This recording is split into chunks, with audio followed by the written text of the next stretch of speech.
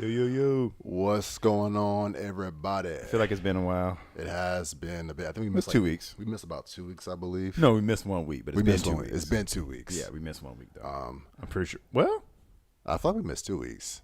Maybe we did actually. Because I know one you took off because shoot, you were right. Good Lord, it has been a while. Last week we both were helping a friend move. That's what it was. Okay, yeah, we have missed 2 weeks. So sorry, guys. I probably should have put something on the Facebook. I'm trying to get better at the whole social networking thing to, so that we inform everybody what's going on. I mean, we also both run two separate YouTube things and accounts. So you have a whole other thing. So we're working on getting Barnes Bros more. Barnes Bros is kind of on autopilot until such time as we're completely free to spend more energy. Exactly. On such things. But thank you for those who be showing up to the live streams and for being here. We appreciate y'all. Slow built to community, but we're gonna keep showing our faces, keep showing up. So we thank you for showing up as well. Yeah, I'm just gonna. I don't know what order we had this in, but I'm just gonna jump ahead right now and say I was right. I told y'all so. Matter of fact, I'm gonna be that take your victory lap and go through our comments here. You deserve this victory lap. To be all honest of y'all, with you. People was coming for your head. They called me a madman.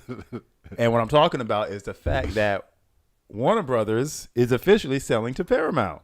Yeah. Like I told y'all what happened. Yeah. But y'all didn't want to listen. Y'all just want to make it seem. Well, no, I know what it was. Y'all truly hate this administration so badly. Y'all don't want to see anything that could be perceived as a win. That's really where it comes from, because you really have no vested interest in any of this. It doesn't matter. I don't have no vested interest in this. I was just saying what was going to happen because I knew what was going to happen, and I was unbiased enough and intelligent enough to look at the circumstances and say what was going to happen. The rest of you didn't want to do that. You didn't want to use your intelligence and your logic. You just wanted to use your emotions. So Mr. Camden McBride said, that's just wrong. And I went and looked at your profile actually on YouTube. You had all these posts about all these different things, and it's like, I was not wrong. I was correct. And I should leave a comment there. Now, this dude, we had a nice conversation. Dark Lord Jakar said Netflix is worth $430 billion. Now, no lot of stock and overhead. That cancels out right there. But they definitely have the resources to pay $83 billion. They also secure $25 billion in loans to pay for it.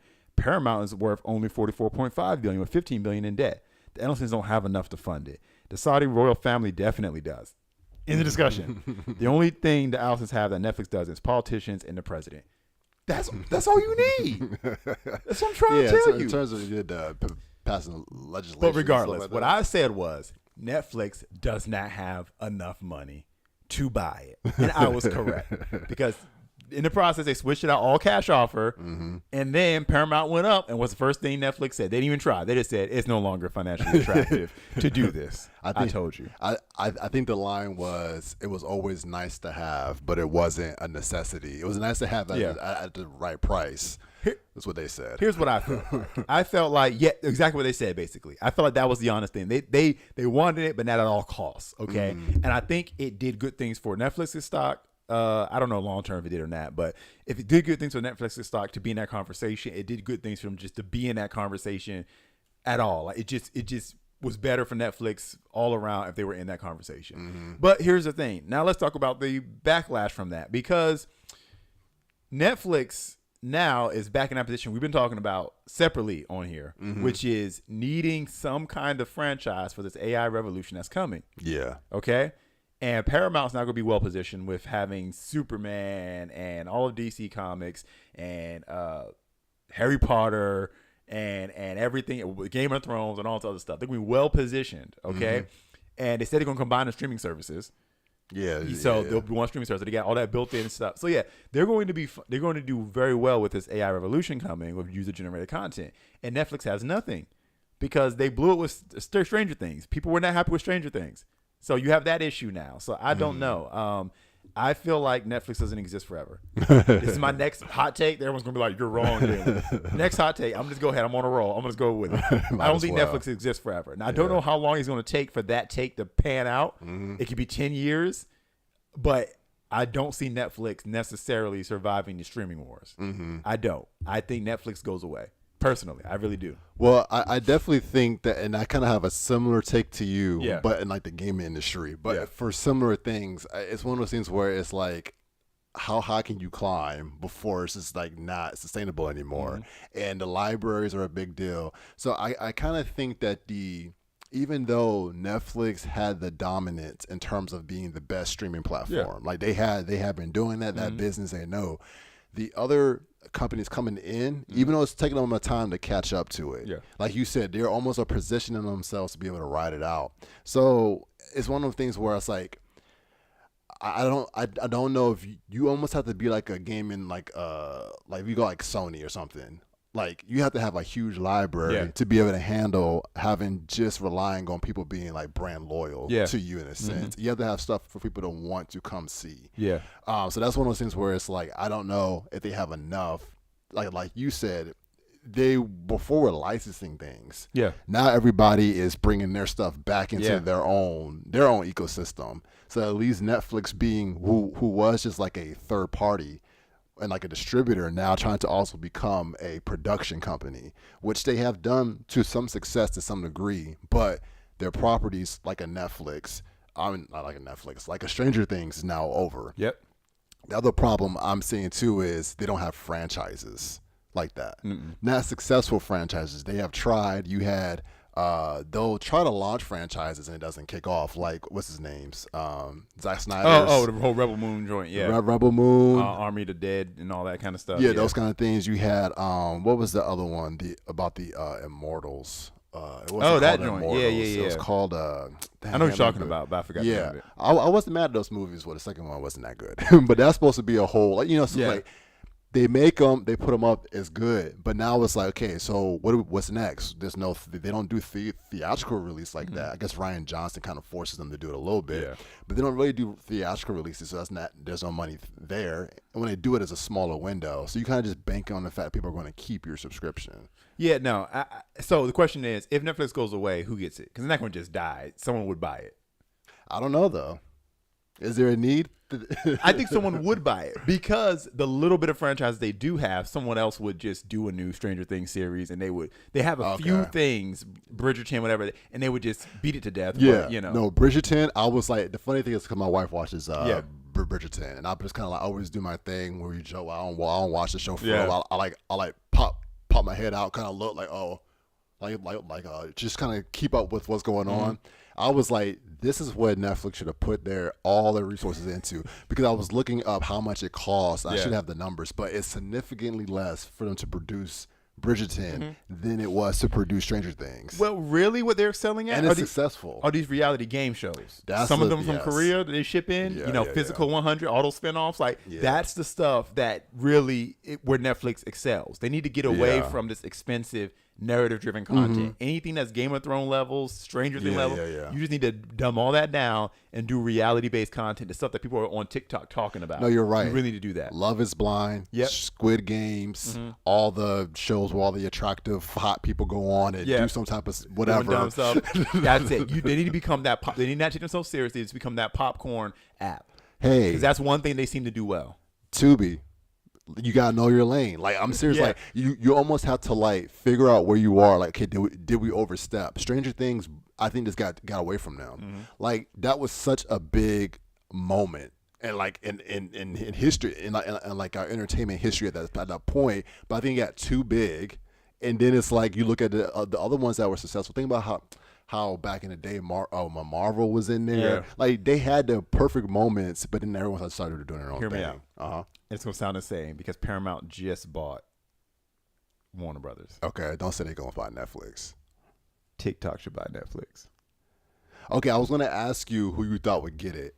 Oh, okay, so it doesn't make sense because Oracle is one of the American companies that made the investment for the U.S. spinoff. Okay. However, we already had a conversation about now that Ellison's and Oracle can see behind the scenes of TikTok, and they probably don't have the same exact algorithm, but they're trying to rebuild it, blah, blah, whatever. It's going to be a few years before we realize what the benefits and what the losses are on TikTok. People are freaking out right now because TikTok's down, my views ain't going right, blah, blah, whatever, all that stuff. But it's going to be it's going to be you got to diversify. Exactly right. But it's going to be a while before we really see the good and the bad and ugly of this transaction. Okay. But they're going to take benefit of the transaction. I'm telling you right now, I got on me and Casey's TikTok, we get invited to do we're not going to do it, but like a brand deal thing for like this drama series. Have you been noticing these drama series on TikTok? Oh, wait, hold on. Which ones you talking about? Like they're all random. I never looked into. Every now and then they come in my feed, but we got invited to make content to promote like a season of their show. Like those shorts, and it's super over the top, super random. Yeah, like I've seen like fantasy based ones with like magic. I've seen romance, like Asian joints. I've seen like, a lot of those. So I'd be seeing random stuff, and I never look into them. But I'm like, this is vertical content, and it is not clipped from somewhere else. It's native to the platform, right? But it's got a whole playlist and everything. And so we got invited to like do an ad for it or whatever, and I couldn't. TikTok is hard to understand sometimes, and it's a Chinese app, but it's like I'm like, what exactly do you want me to do? Like, it's not clear. Like, how do I get paid?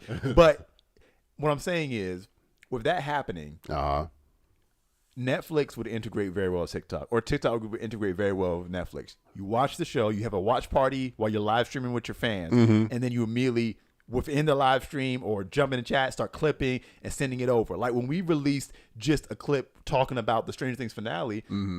TikTok put a little tag on there that you click and it goes to a hub page I like that for all things Stranger Things. Yeah. And I didn't even tag it. Like it just knew I was talking about Stranger Things.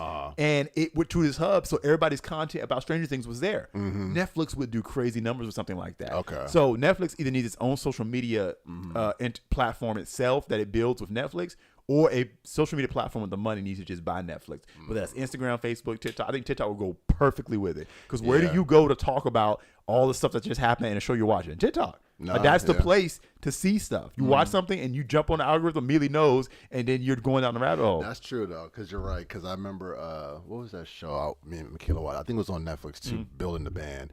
And, like, you're right, because they are always going. It's like literally it goes to TikTok. That's where you find all the stuff. So you say TikTok. Okay, here's my thought.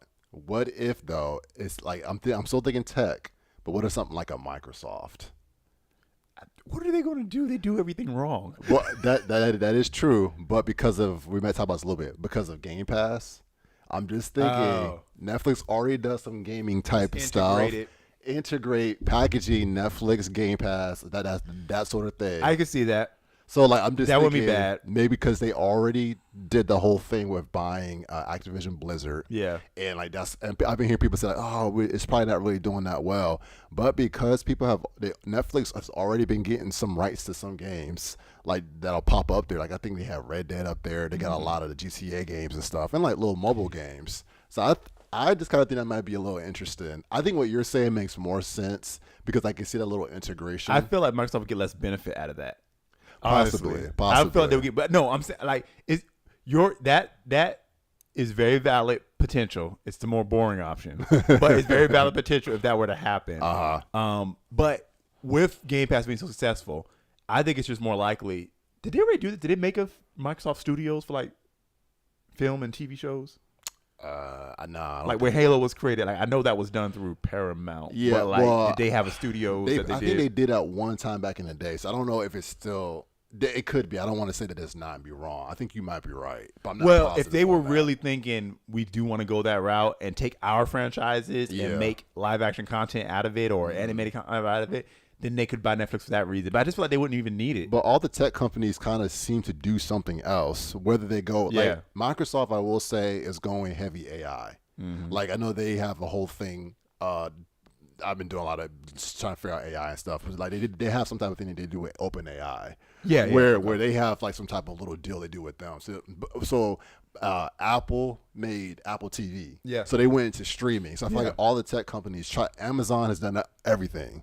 Amazon was the other one, but they already have Prime. So I'm like, maybe they could it would just be Netflix bringing integrating it, like Hulu's now getting integrated into Disney Plus pretty soon. I can see Prime and Netflix combo. I was thinking that first until the TikTok thing just came to my head. The TikTok will be very different and super interesting for sure. I could just see it 10 years from now. You go to, it's one app. It's TikTok, and then you just swipe like over, and then you're in the Netflix feed. And they would start shooting all.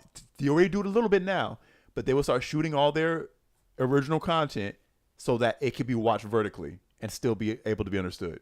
Well, they might as well because they're not really leaning towards theatrical anymore anyway. Yeah, like they already said that they do the Netflix speak where it's like the dialogue has to repeat everything because people are scrolling while watching.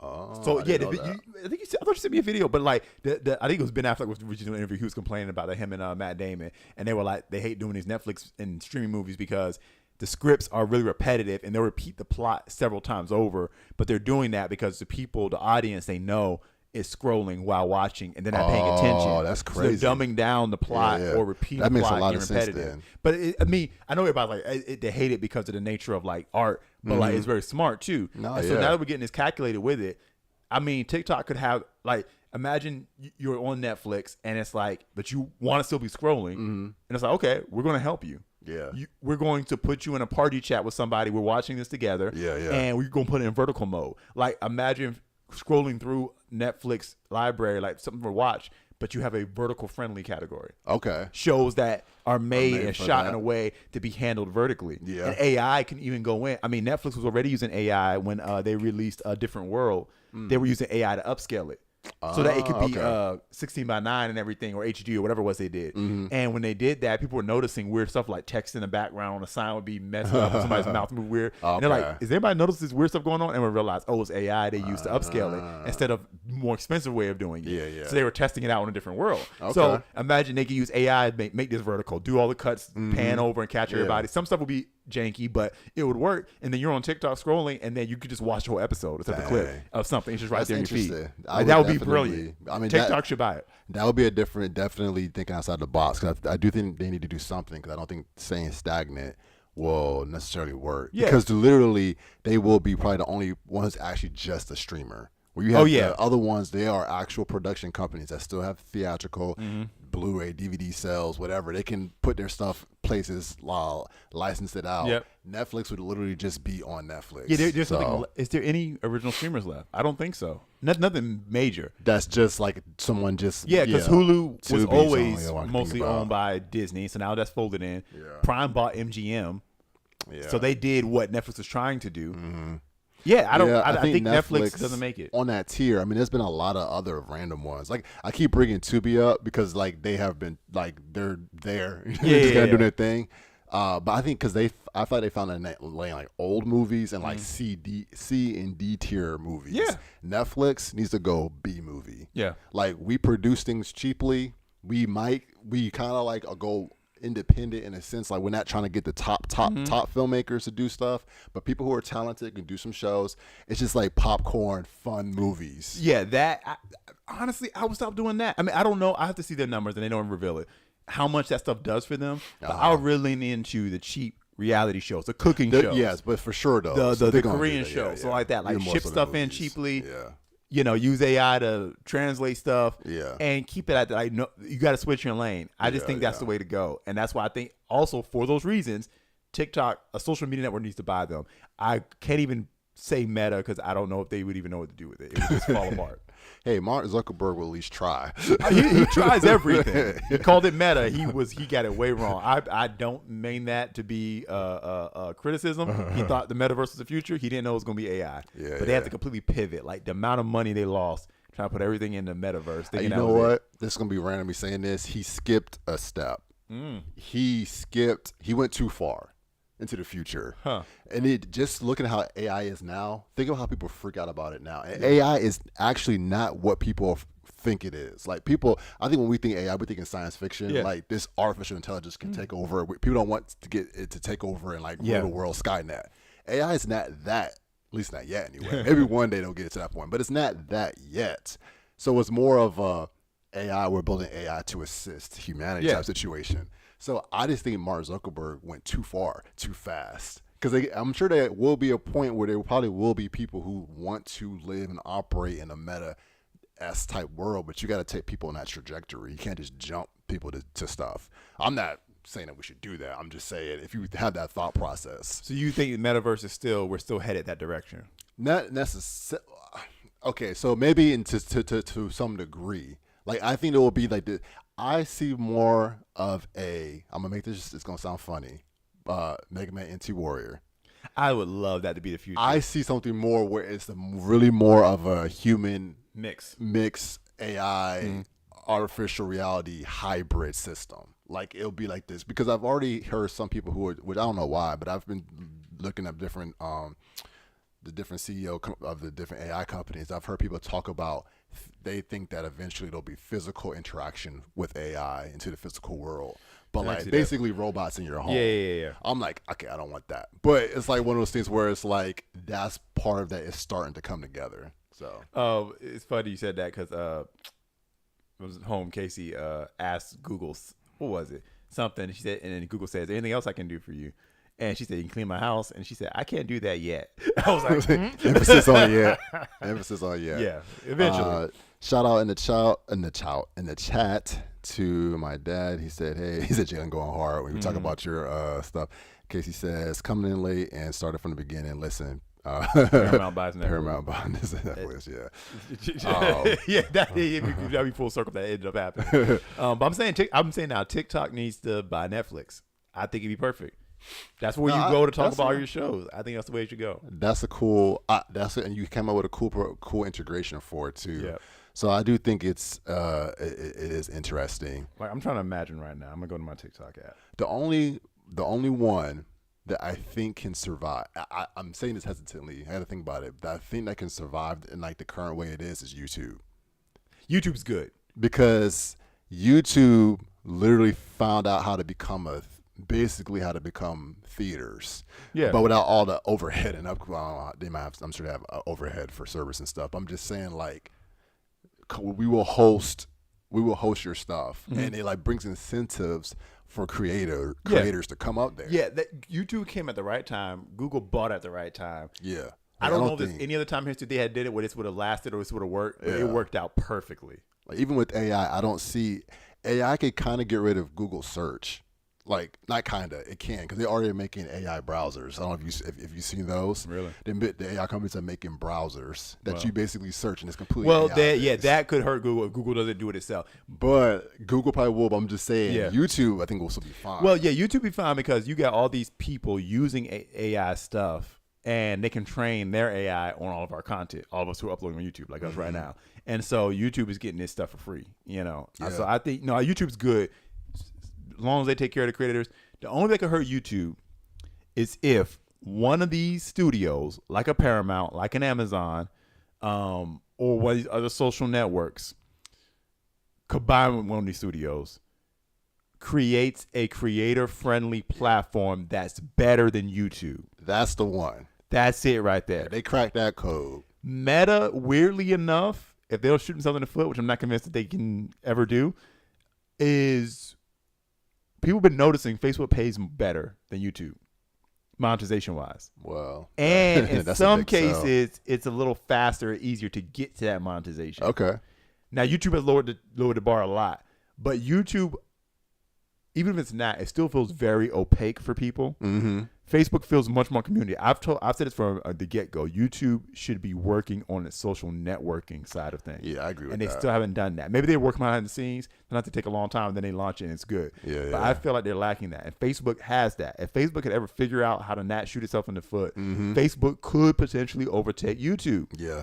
Right now, though, it's live streams delete after a while. It doesn't hold the stuff long. It's that Facebook Watch. I think they shuttered that. So it hasn't quite figured it out. But if it could figure out how to get creators to leave YouTube and come to Facebook, that would be the one thing that could possibly kill YouTube. That's interesting. That'd be the one thing. Yeah, that payout system. YouTube definitely has the archival thing down because like the same thing with Twitch. If you stream on Twitch, people stream on Twitch, they'll do that because it's built for that. But then they will upload the VODs to YouTube. Yeah. So I feel like YouTube has always had that because I remember Vimeo. You remember Vimeo? Vimeo.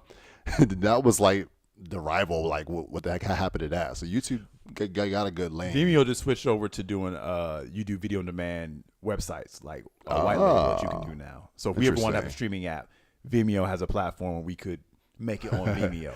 That's smart. They just went into their lane. You always have to pivot. I think the biggest threat to YouTube would be Facebook, but I just don't know if they can figure it themselves out. I mean, Instagram is a problem. Like Meta doesn't seem to be able to do anything right.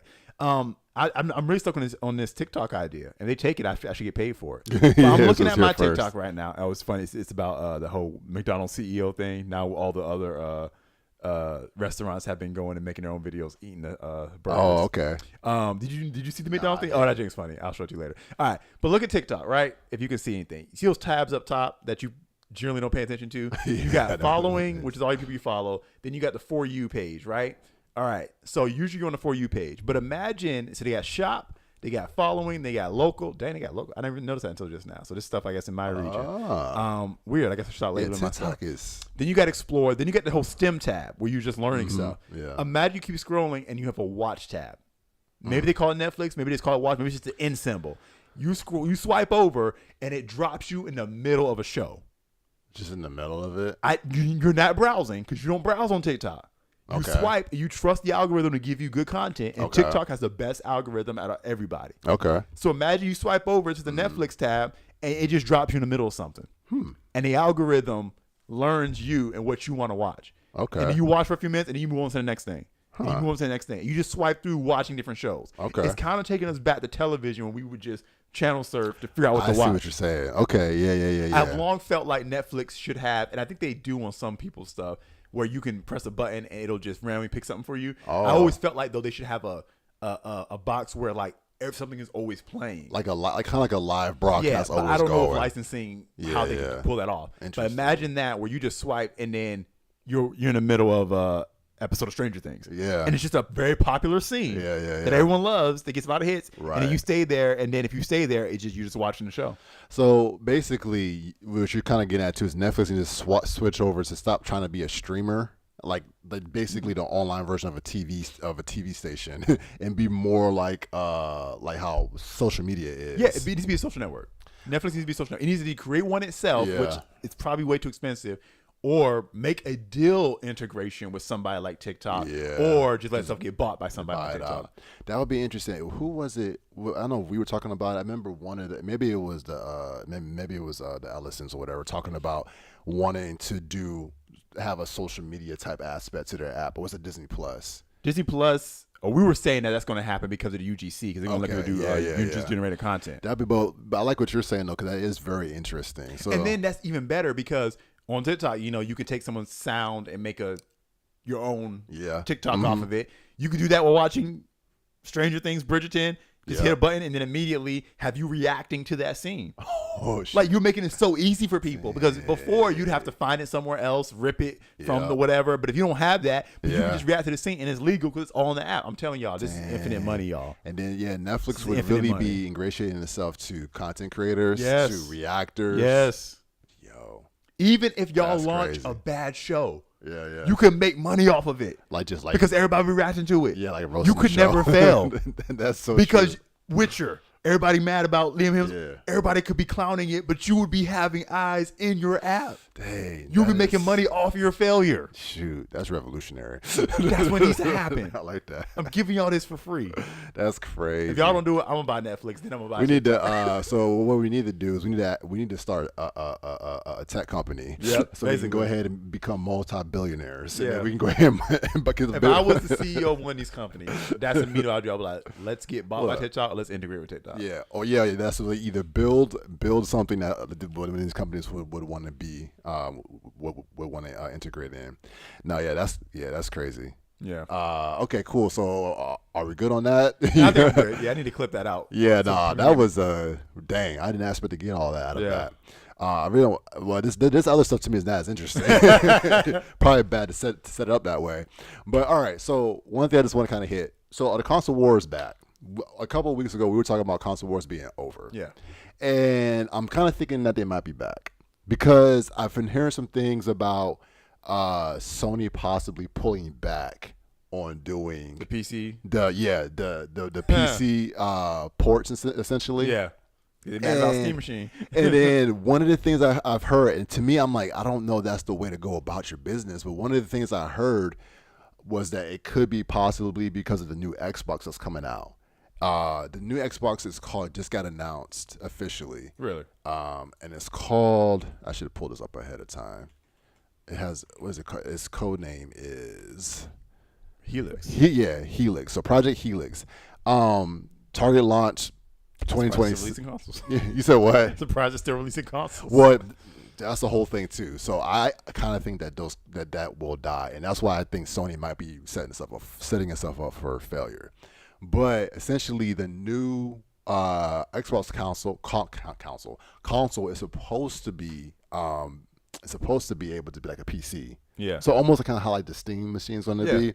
They're going to kind of have it open to where it also can play PC games on it. So I think some people are like, Sony's like, no, you will not play our games on an Xbox. Yeah. To me, if that's the case, that's a little bit petty. But there's been talks about like it being like brand, diluting the PlayStation brand because it's like getting out there to multiple places. So they're going to be more like Nintendo then. Okay, so I'm glad you brought that up because that was my thought. Sony has to either become like Nintendo, which they are not. To me, or they are not. They haven't innovated anything. Think about it. They are good. They have been good at making those story games. You know, those high quality cutscene type games. You got your Naughty Dog stuff, your Square Enix games. They have been very good at those types of first party stuff. But Nintendo innovated. Nintendo's been dropping the same game franchises for years, right? But I don't think it. Of course, it has its install base fans of Mario, Zelda, Donkey Kong, and of course that stuff sells. Animal Crossing, but I think it's because they innovate. Like they are always like they kind of like were trying to do we keep up with all the other consoles. Remember that era of 360, GameCube, PlayStation 3. They all were like kind of trying to compete. Next generation up, they fell off with the Wii U. The Wii U didn't hit. Yeah. They came back, said bump it.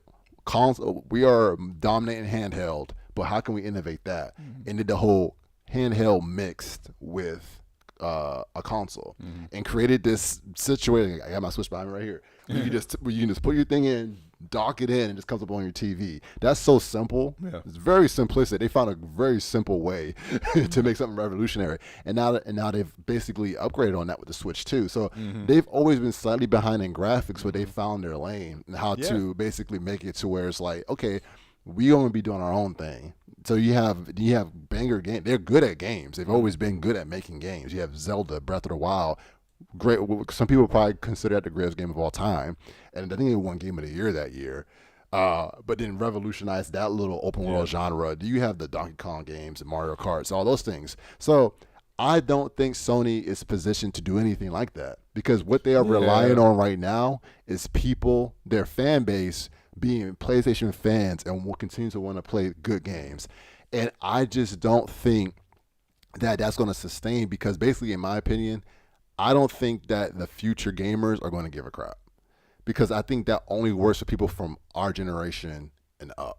I think we're like the youngest of that generation. If you were born before 2000, you care about consoles and like exclusives and those types of things. So yeah, I'm like, I don't know if they can sustain that without being revolutionary. And what has Sony revolutionized or been recently? So. No, good point. Because I think the name of the game, with anything tech related, whether you're a social network, streamer, gamer, is the thing you need to is frictionless. Is the way you got to have no friction. We were all about friction back in the day. It was nothing to walk into electronic boutique and be like, I need this memory card. That memory card don't got enough space. I need this memory card because this memory card is the only one that can handle Animal Crossing on the GameCube. Give me that controller. Dang, that controller jacked up the ports on my GameCube. Don't give me Mad Cats no more. I need authentic Nintendo. PlayStation 1, you want to play Crash Team Racing? Guess what? You need the piece. The multi-conductor boomerang looking thing with 4 things in there, okay? Then I got a controller where you push a little button over. I'm in turbo mode, so I can cheat when I'm playing this game. Then there's Game Shark. Like, we would go on Cheat CC and print out strategy guides for stuff. Look about, okay, this is how I beat this dungeon in Legend of Zelda Ocarina of Time. Like, we were all about friction. We had the ability to figure out all the walls that were in our way to beat this game or to get the technology we needed just to play the game. Yeah. We were cool with it. Now everything's all about parity and having no friction. And so Steam Machine is going in that direction. I think Xbox is trying to go in that direction. Like rather than try I think gaming is the one industry that's been behind. Movies and television, social networks have gotten on board. Internet has gotten on board. Yeah. Gaming is still antiquated in that they're still trying to keep borders around stuff. It's still trying to keep separation. Xbox is ahead in that they are trying to reduce friction. Steam Machine is way ahead just because of the fact that they happen to create Steam. PlayStation's behind, even though they're winning the console war as far as sales. That's it hardware. just takes one generation flip where suddenly it's over because we've now gone to frictionless gaming. Yeah. Nintendo isn't frictionless, but Nintendo somehow, I don't know if it's just a diehard fan base, they'll be alive forever. I think they can continue to do what they do. They don't need to innovate technology-wise. Yeah. They have their fan base diehard, and they can just be the way they want to be. Yeah, Nintendo found a good way to do that. I honestly feel like cloud gaming is the future. Definitely. Like, I just don't, like, I have not bought a new console. I'm the latest generation I am on is the Xbox One. So, and that's so old at this point. But I have not needed to buy a new console yet. I mean, there's some games I've wanted to play, but if I have the Game Pass subscription, I can stream it. Yeah. So I was like, okay, cool. If that works for me as a person who doesn't necessarily need the newest graphics, I'm cool. So that's why I'm like, PlayStation to me is relying. I think they're making the decisions they're making to pull back from because they want to make sure that they're bolstering their sales for the PS6. Yeah. But the thing is, console prices have also gone up, which that's usually we try to things go down, become cheaper to make. So my whole thought process is, I'm imagining a world where everything is just very digital and very simplistic. Like a lot of kids are playing Roblox. You can play it on your phone. I just think that same thing with Fortnite. Again, these games may not be popular forever, but then they also could be. People still playing Minecraft. It's like they're building sandbox worlds. You come and play it and just play it forever. Yeah. So if that's the new wave of the gamers coming up, what happens when all of us are just like, who like are gone and die off and stuff like that? Where's your fan base? Your fan base is now gone. If all the PlayStation gamers, you know what I'm saying? So like, is a 10-year-old kid right now going to be like, I'm a diehard. I got to get a PS6 because I rep PlayStation. Xbox sucks. Or are they going to say, I want to play this game and I can just hop on my phone and just play the game. You know what I mean? So that's why I feel like if your whole business model is based on hardware, I feel like that's not a good way to go. Well, it feels like gaming is kind of figuring out the future, but like from the wrong end. Because live service games, people are complaining about that. Yeah. But they do make money. Yeah. So microtransactions do make money. Complain about it, but they make money. And eventually the generation who's okay with it will be the dominant generation.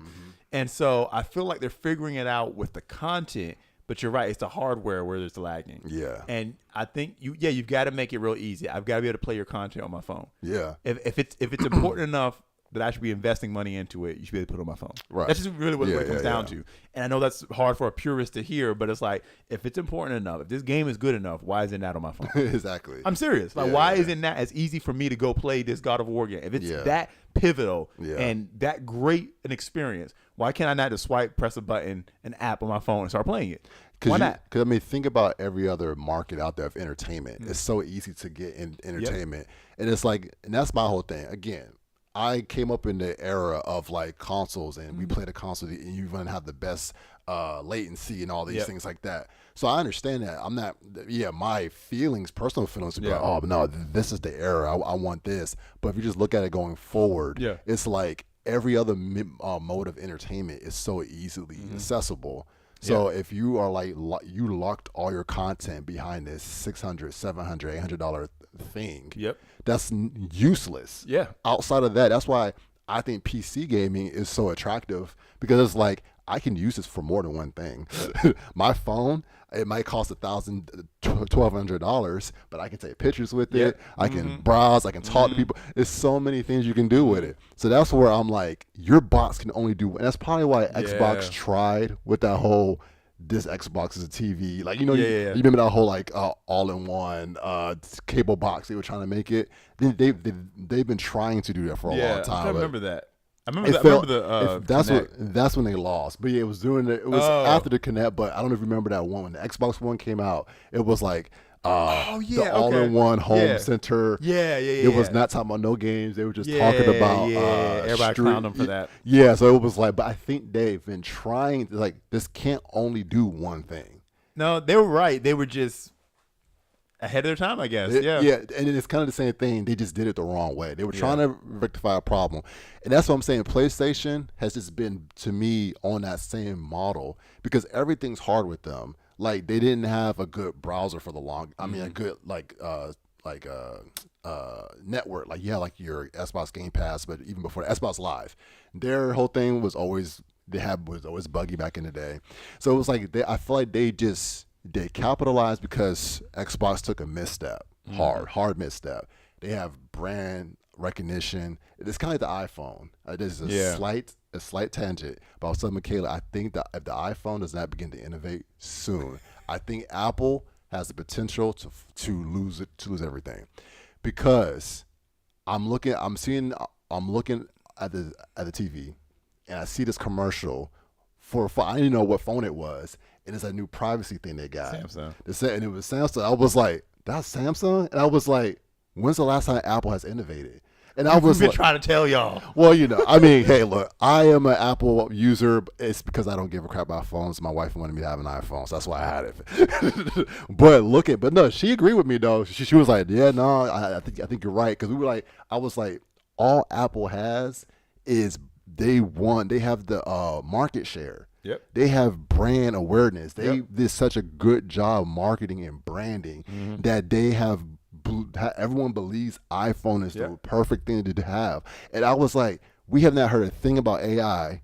Talking about Apple, Apple had Siri back in the day. Why has Siri always been? Siri has always been some booty cheeks.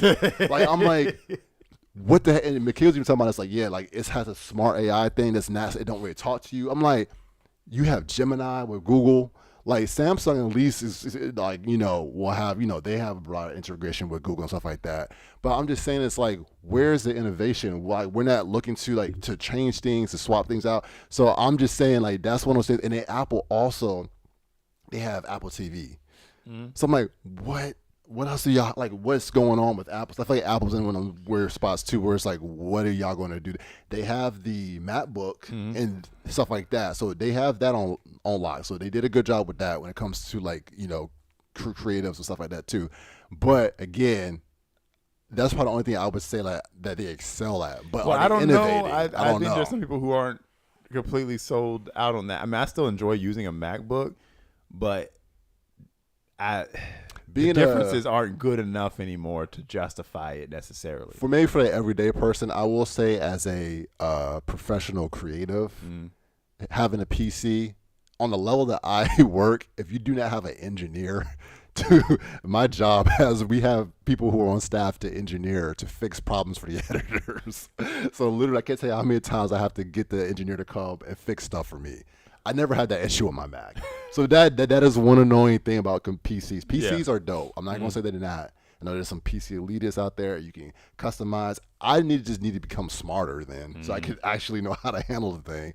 But for creative, it's funny. I feel like it was the reverse usually for Mac. But that's funny. We got integrated on Mac pretty young, and then just like your brain gets wired for it. You just know how to use a Mac. I think it's still that way too. Yeah. I feel like So iPhone also has the ecosystem. Apple has the ecosystem. So that's the only thing that's, because like it's cool. Like my phone, I can AirDrop this, boom, boom, boom, whatever. Apple's kind of like PlayStation 2 though, because they be trying to like they went kicking and screaming to the USB-C port. I mean, I'm gonna get a little political here, but I can't imagine all these people using iPhone being mad about immigration policy. I'm gonna tell you right now. Talk about closed borders. That's Apple right there. Oh, if you believe that all land and no one's illegal and everybody should be able to no borders and all that stuff, you can't be an iPhone user. I'm surprised all your iPhone users, because the moment what is this app? Is this app not approved by Apple App Store? Then you're not allowed to come on my phone. You weren't approved by Apple Inc. So I can't download you. I'm sorry. I really feel like if your business model is about keeping people stuck on your thing, like if it's exclusively like I have to have locks on my thing to make sure I make my money, that's probably not going to work well in the future because of what AI is doing. For one, it's like the whole democratization of information and knowledge. Like people are like, I don't need to go to college. Colleges, we probably going to see the academic industry is probably going to take a huge hit. Coming soon. People are like, bump spending hundreds of thousands of dollars on loans. I can just ChatGPT, figure out what I need to do. And then people are going to start, then known people are going to become the CEOs of companies who do not have college degrees, who won't give a crap about college degrees. They don't care about your Yale. They don't care about your Harvard. They don't care about that. So I'm saying that whole system. So I'm saying everyone just has to pivot. Everybody be smart. Pivot. Everybody got to like, you can't rest on your laurels forever. You got to be nimble and keep moving. Yeah. So. Let's look at the chat. Mostly Casey saying, I can compress the life out of anything. Yeah, they share terrible. I just can't get behind Apple these days. That was funny. Yeah, she said they really got popular because of their computers. I mean, that's the story. Look, I love me some Steve Jobs. The story and everything. Loved it. Great. Rooted for it. But well, yes. If Steve Jobs was still around, I don't know how he would feel about it. He might say, "What y'all doing?" He was a stubborn dude, though. You think he was? Okay. He was a stubborn dude. I don't really know. Steve Jobs. Once someone innovated past him, I don't know how he respond to it. To be honest, that's funny. I see Casey's earlier comment. She said people will sacrifice better graphics for accessibility. I said, okay, dang. I said, look at Casey dropping this ball. That's like a ChatGPT response. I'm about to say, dang, Casey no ball. But we've been doing that. I mean, most of us don't even realize our cell phone carriers have been compressing our videos down to 720p to save network space. So I mean, it is what it is. I will play if you ever want me to play another God of War game, it's going to have to be on my phone. That's the place where I am with gaming now. And as someone who gamed, if you want me to play your game, put it on my phone. Yeah, I think I'm at the spot that the last console that I will probably buy will probably be the Steam. Maybe that new Xbox. I'm definitely, I'll buy the Steam. If they make certain games. But, like, I haven't even played, like, I got Steam, I'm not doing it. Yeah, I'm at the place now where I just play a bunch of old stuff. So I'm like, I've hit that place in my life. To quote the immortal Michael Scott in that episode where David was going to send him the information on Prince family paper. He's like, I'm going to fax this over to you. He's like, oh, fax? Why not I just send over a dinosaur? He's like, this is important, Michael. He's like, oh, well, then email it, David. He said, that's where I am. If it's that important, put it on my phone. Why is it not an app on my phone? Yeah. Well, you should buy, no. I don't need to buy anything else. Put it on my phone right now. Available here. Give me a link. Give me a QR code. Give me a link. Give me something. Yeah. Shoot it to me. AirDrop it. Whatever you guys do. Send it to me, and then I'll play. If it's that important. The cloud, man. If the only way I can play it is I got to buy a console, hook it up to my TV with an HDMI cable. You know how much money has been lost in the HDMI cable market because everything's streaming now? You want me to plug something up to my TV? Yeah. Well, what waste of my valuable time that is. Most TVs only come with like one, maybe two HDMI ports now. Oh, damn. Because everything's smart TVs now. Yeah. You got to buy extra stuff. You got to have a home theater installation dude if you buy a new house to come handle all your stuff. People don't even buy houses no more. So again, people don't even got pretty soon they're going to have TVs. So if it's that important, Sony, if it's that important, even Nintendo, I love you. Oh, we're going to have. Put it on my phone. We're going to have like streaming cafes. Where you got TVs in there? You take your phone. Just to get to a TV, plug it in, and you can watch your movies on there. No, don't plug it in. Cast it. Let me cast it. That's what we're going to get to. Go put the game on my phone, and then I'll cast it from my phone to the TV. That's what we're going to do now. That's funny. That's where we're at. And I know the gamers are hating everything I'm saying right now. I'm sorry. Well, I don't. I mean, only the ones who are like our generation and prior. Yeah. That's what I'm saying. The younger generation is already doing that. Yeah, they'll play whatever system, but it's not like. I'm saying like you can stream most games. Like the new games that have come out that I have played, if they're on Xbox Game Pass, I've streamed them. Yeah. So on my Xbox One or on my MacBook. I don't know. It just seemed more, and I guess people own all consoles now, but back then it just felt like there's a greater chance I had both a PlayStation and an N64 in my house, and stuff was still cross-platform. You know, I miss the old days of gaming. We were just talking about playing Mega Man X5 and X6 for the first time, going to GameStop, reading the booklets and everything. It was revolutionary. It was fun, but it's gone now. Yeah. We're not in the 90s anymore. Like the whole gaming war situation, the whole console war was basically. It's only really a thing because the companies were making money off it. So. They want people to, you be fans of this, fans. It's almost like being like a football fan of teams. Yeah. Where it's like, okay, well, you spend all this money on this thing because you're a fan of it. And they did a good job of that. Mm-hmm. I just don't think that's sustainable. Yeah. It's not sustainable. Yeah. Well, there we go. That was a good suggestion too. Yeah, I just about to get all that good stuff out of that. Hit both of those. Do you want to hit this one? Do you want to talk about this? Maybe not really. Look, well, first of all, I'm going to just say a couple things about this Lantern show. Okay. Is it in the same universe as the rest of the Gunverse, James Gunn stuff? I don't know. That's what I'm curious about. Because it doesn't look like it. Like they play too dark and like, oh, we're not going to show the costume. We're not going to show any effects. It's like, but we just saw Guy Gardner. Like, what are we doing here? So I generally don't understand what's going on. I'm curious. If it's in the same universe, I'll be shocked because the tone is completely different. And I mean, look, I understand they got the Peacemaker show. That's raunchy and stuff like that, but it's still goofy. So I mean, if you can have a serious show set in the universe, but I just don't understand from a lore perspective what's happening here. So because he mentioned in the trailer how Jerome was like, "I'm the only human." And it's like, okay, what about Guy Gardner? Oh, from the Superman. Yeah, okay, yeah. So that's what I'm trying to figure out. You're right. It must, unless it's like a time difference, but it must be a different. Yeah, I don't really understand what's going on there. I mean, it seemed interesting, but my main thing is now that Paramount has bought Warner Brothers, what's going to happen to James Gunn? There are some people who would love for him to go away, probably me included. But I don't know if anything's going to happen to him right now. It wouldn't be any reason. I mean, if there was any part of me that was rooting for Netflix, it was just a possibility, as far-fetched as a conspiracy theory it was, that Zack Snyder would come back in and finish the Snyderverse. That was never going to happen, but it was fun to think about. Well, it could. Well, okay, that's what you're saying. Yeah, because he was hooked up with Netflix. Right. That's what you're saying. Tangentially. Why can't I say that word? Tangentially. Oh, I can't say it now either. Whatever. You know what I'm trying to say. But because I really don't know how good he is with Netflix these days after Rebel Moon. Probably not that good. Where does he go if he wants to make a movie nowadays? Who's he going to go to?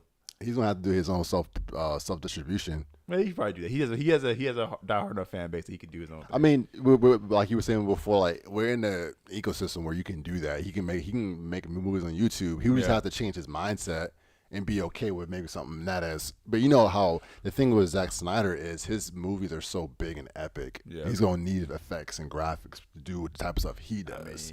I wonder how he feels about AI. I mean, that's gonna be the way to go. Honestly, at this point, everyone's using it to some degree. You know, it just depends. I know people have ethical reasons for why they don't like it, but AI's gonna get used to some degree, even if it's not content generation, like or doing a voiceover or something. Yeah. It's gonna get used to some degree. So yeah, it's that being about okay. So just looking at it, just because of my whole rant that I gave on my reason why I like Superman, this is more in line with what I like. I will say. I was like, Lanterns? Oh. Yeah, I was like, okay, yeah, we got some more serious tones. Like, so I still have to watch the show to see if I would like the show because it might still not be a good show. Yeah. But tonally, I was like, okay, see, this is more my speed. This is the type of stuff, and it wasn't like overly dark and brooding looking, you know. So I was like, all right, to give clarity to my Daredevil Marvel is my perfect superhero type. I know that he's not really a superhero like that, but that's my era. We've been rewatching Smallville. My wife's been starting to watch that, so we've been binging Smallville. So watching like just this more low key type of superhero, I'm like, this is the type of stuff I really really like. The big stuff is cool too, but like this scale of it, this is cool. I like superhero stuff like in this realm. Fun stuff. Yeah. So we'll see how that goes. All right, what we got next? All right, so next we got this PBS thing you were talking about. Yeah, react to this. That'd be fun. So let me go ahead. Oh, get that out of there. I thought I pulled it up already. There you go. Yeah, I did. All right, let's go ahead. So I found this on TikTok earlier today, and it's just we want the small one. Do we? No. Wait, hold up. Let me see. Make sure that's did the right thing. Yeah. Oh, why is my thing not showing up right? Oh, you gotta switch it. It's just showing. Double click your screen capture. Double click this. Yeah, and switch to what you want, window capture, and then you're gonna want to pick the window you want. Oh, there you go. Okay, there we go. All right, cool. All right, here we go. We might make it bigger. Okay, so I can just do the bigger one, I guess. Yeah, do the bigger one. I think it'll be fine. I don't see that catching any issues. All right, so this is like nostalgia of old shows and things that. All right, I have not watched this yet, so it's the intro compilation. All right, let's see. Let me know if I can hear it. Oh, I can't even hear it.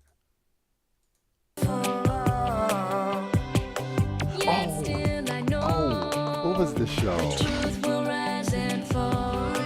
remember this, Jay. That's just the way it goes. A word now to the wise. The world was made to change. These days a surprise. I'm looking at life through my eyes. Oh wow, that's so. I remember this now. Pause. We would get hyped like when's George Washington coming to the show? Oh like George Washington. Dang, I forgot all about this. You talking about shows that completely left your mind, but Yep. this show went hard. Liberty Kids. Liberty Kids. Yep. Yes. Dang. Was it like they were like time travelers or Yeah, something? they went back in the past. Okay. The revolution. We had all the representation, Native Americans, and the black folks. That's the thing. A lot of the cartoons back in the day and like kid shows was like. Philadelphia, freedom ring, This is so and patriotic 2000s. voices sing red, white, blue. Never give up. You represent America. Thank God, man. Yeah, no. I learned a lot. I remember this show. Yeah, no, we had black people in there. We had Watch it. Watch it real hard. Watch it. What's that dude? yeah, Captain dang. America. I Look remember, at I that. remember Ben Franklin being cool. in the Yep. show. Liberty's Kids. Oh, that show went hard. All right, what's this one? We didn't watch this one much. Is this But Shaolin Warrior? No. You know what this is. You just don't. Oh, PBS. Saga. The Siamese Cat. You didn't watch it much, but you remember this. Somewhere in the back of your brain. Okay. Oh, okay. Wow, this is so weird. Okay, I definitely am remembering this intro. Yep. Gosh. What was the show about? The cat. The cat was right around doing stuff. Yeah, You we said didn't it's called watch it much. Sagwa? Yeah, Sagwa. Wow, yeah, I definitely remember that name. Dang, like that for some reason I remember. Yeah. Okay, yes, I'll look. Oh, wow. This Yeah. is so weird. Yeah. People come like, I thought this was a fever dream. The bat, I remember the bat. But Sagwa, the Chinese Siamese cat. Chinese Siamese cat. That's so funny. There are a lot of different types of shows back then. Man, we had some good shows. Now, we didn't really watch this one by the name, though. Miami Gap. Oh shoot, yeah, like my brother and sister. Yeah. Look, we had a whole little Spanish show going on over here too. Yeah, we was good, man. PBS was doing We was this chilling. thing. It was good. Yeah, Liberty's Kids went hard. I wouldn't watch this Miami Gap. I think we were kind of phasing out around time. Well, it's made since 2000s. We would have been like 10, 11, 12. Yeah. You know, so we were probably phasing out of PBS. But I do remember this show. I remember watching this one. Miami Gap was real fun. But yeah, I remember like that with PBS. They actually did a good job of time. Oh, yeah. Like, nationality. Cyber Chase went hard. Cyber Chase was annoying because they could never fix motherboard, whatever that was. But that's the thing, kids shows had like some deep plot. Oh, yeah. Like, you were learning stuff, but like, people were actually putting in some good writing and stuff like that. There's all of them. Yeah. Yeah, dang, that's crazy. The Liberty's Kids went hard. We used to watch a lot of Liberty's Kids. Yeah, Liberty's Kids for sure. I think it came on in the morning. Oh, my camera. I keep forgetting. Plug it up. We're fixing the camera. You can still hear us. But Liberty's Kids went hard. What Casey said, let's see, chat. Smallville felt relatable and that and the appropriate letter. What? And the appropriate letter. What? I don't know. Let's see. Then we had she said that show would get so roasted now. Yeah, Liberty's Kids would because y'all ain't patriotic enough and you love y'all country. We loved our country. We was hype. Like it was like the Avengers putting together like when we gonna get to George Washington. It was hype back then. And it's like, oh, it's that Benedict Arnold. We know what happens with him. It was legit. Yeah, that was dope. Yeah, I feel like He said, look at the variety of cultures. What happened? Look, we was doing good back then. I'm complaining about. We had all kinds of it's stuff. all about marketing. You know, we had Proud Family back then. We was good, man. It's all about the marketing. It's like, y'all too okay, we gotta stir some stuff up here. Exactly. But no, PBS went hard back in the day. Yeah, PBS did for sure. Like you are definitely right about that. Remember Puzzle Place? I didn't know if that was PBS or not. Puzzle Place. Not Puzzle really. Place? You don't remember Puzzle Place? Just put up a screenshot of it. You'll remember it Let me see. instantly. Puzzle Place. I do not remember that. Let's type in Puzzle Place real quick. I'm trying to remember the dude's name. It wasn't Skeeter, was it? Puzzle Place. You remember Puzzle Place? Oh my gosh. Puzzle Place. What in the world? You remember? Oh, 1995. my gosh. Remember two seasons? Wow. Look, that's right, because they had all the different. Look, it has so many different nationalities too. Yep. I remember race. You have his name was Sky. That's what it was. Sky. I just clicked in my Dang, brain. you remember? That was good. That was a good. I remember because I resonated with him so hard. That was like I now looking back at this is so funny. His little jewelry, little headband. Jay, did you jot your whole look from Scott? I just realized, dang. Shows Michaela. I don't have this look no more because I don't have a dress no more. But yeah, that's actually so you internalized that and kept that up. That is hilarious. What in the world? That is Let me funny. make sure that's showing. Oh, it is showing up. Yeah, that is so. That is funny. funny. Oh, but yeah, I remember. Dang, Sky. Yeah, that's hilarious. Yeah, I remember the. Yeah, dang. Okay, the other day, Julie, Ben, Kiki, Leon, Jody, Sky. That's hilarious. Sky was my dude. Oh my gosh, a bit. That's so funny. funny. That's hilarious. That's hilarious. We had that. We had Ghost Rider back in the day. Ghost Writer for anybody that doesn't know what I'm saying. Ghost Rider. Yeah, Ghost Rider. That went hard. Yeah, Man. that was a good one. Going down memory lane here. Right there. These right here. Yep. Is this it? No, that's Ghost Rider from Marvel. I'm trying to get the. Oh, right here. Yeah. Okay, I see it. Yeah. Yep. Ghost Rider. Yep, I remember this show. That we went through a whole arc where we just got obsessed with that. We're just like doing mystery stuff. Yeah, I remember we used to actually like play little games. No, like didn't that. you create a new name like the Clue Riders? Was that what it Yeah, was? yeah. We did a whole little thing. That was fun. Dang. Goodness gracious. Good times. Yep.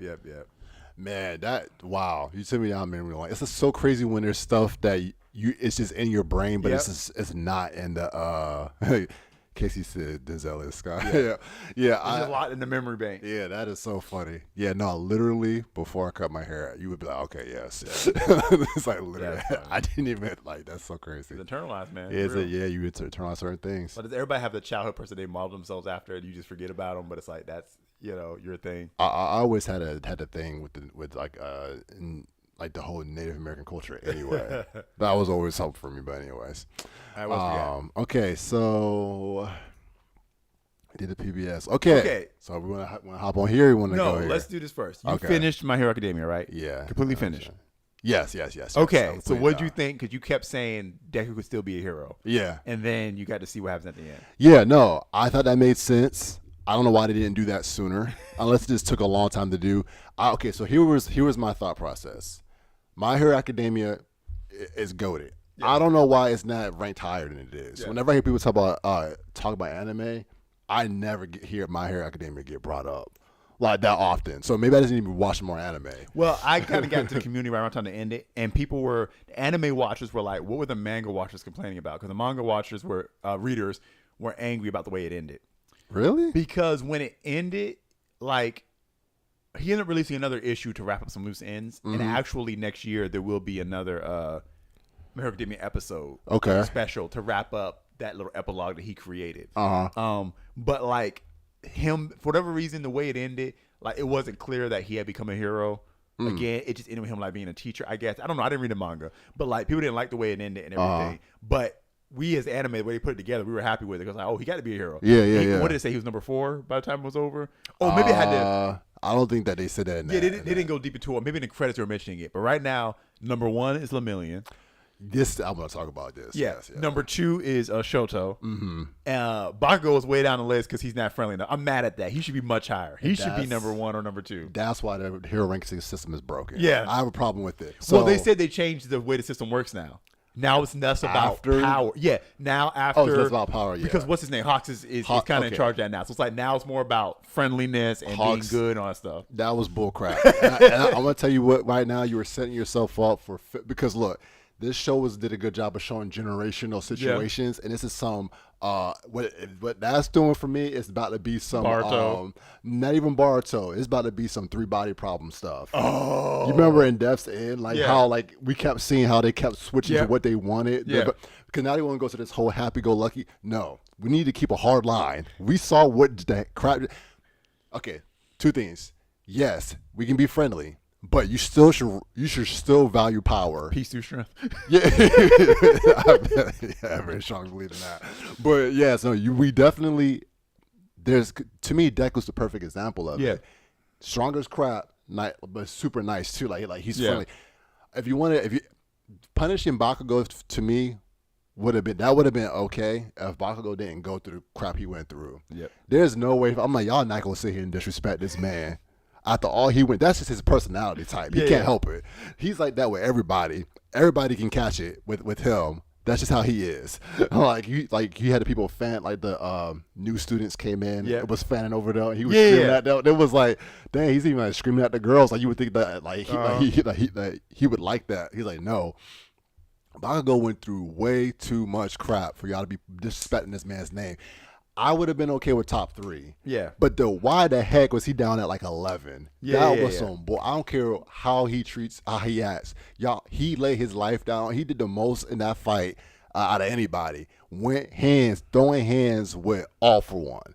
So if you throwing hands with All For One, there's no reason. I don't care even that it was a weekend All For One. There's no reason why he should be at number 11 or wherever. Well, so his thing where it says, and this is AI generations, so I don't even know how accurate it is, but it says he was ranked at number 15. 15, dang. In the final stage of My Hero Academia. He initially reached the top 5, but his ranking dropped significantly due to his harsh attitude and lack of public relations, though he remains a top tier combatant.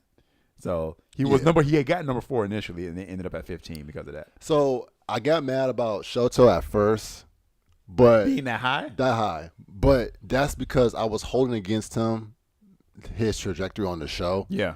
But at the end, I do have to give him credit for basically coming in at the end of the show and basically stepping up. So I'll give you, I kind of agree with you. When I first saw that he was number 2, I was like, wait, what? Especially because I just want Bakugo to be number 1. Yeah. I was like, okay, you got to give Lemillion his time. Me being a Lemillion fan, yes. Here's the thing. I was a bigger Lemillion fan before. Yeah. But after this last season, Lemillion kind of went down a little bit for me. Because what are you doing? It's not your fault. You're like Rock Lee. But what exactly are you going to do against gods? Like he never figured out a way to work it. If he had to figure something, to me, like you overcome that, figure a way around it, like a lot of the heroes do. Mm-hmm.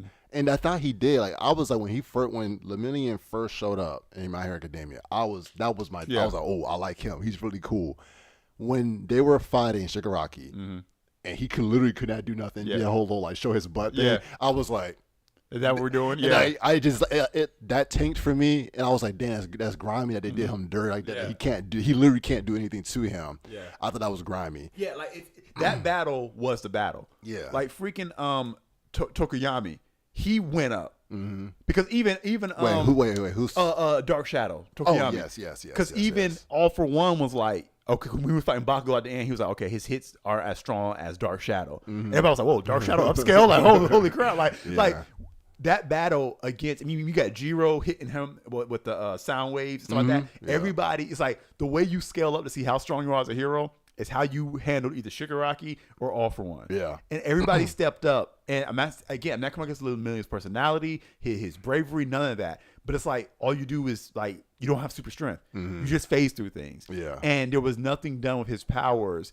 I feel like, to really make him a top tier. Yeah. So for him to be number 1, I feel like that's all his personality. And so I'm going to save that's 100% per personality. And there's no dangers now. Yeah. But you could not be number 1 with an All For One out there. And that's the problem for me. For one, everybody in that battle should already get tiered up. Yeah. So like anyone who did the amazing feat. So Shoto, I was like, what? But then I'm okay because he threw hands with Dabi.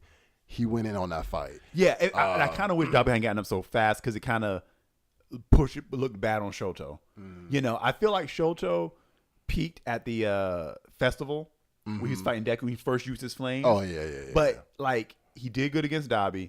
He saved the day again, but they didn't give him enough fights, really. Yeah. They really didn't give him enough fights against strong enemies to us to really see. Yes. It's like they just expect us to remember, take for granted how powerful he was. Because he had a big area of attack attacks. His ice is ridiculous. And I always thought he was powerful. I thought he was getting the short end of the stick. Yeah. But to me, Bakugo literally he leveled up because you look at what my thing too is look at what your power is and how you I feel like he's an overachiever with because his power is it's the explosive, but then he kept developing it. Yeah. He kept leveling up, came back from the dead, leveled up again. So it was like he just kept pushing. And to me, it was the whole thing of Deku and Bakugo are 1 and 2. That to me is what. So when Deku is no longer has a quirk, he is number one. 1, Shoto can be 2, but like I think Shoto may technically be like in terms of power and ability. Yeah, but Bakugo makes a better use, and that's what I wanted from Lemillion. Yeah. He never leveled up anymore. Exactly.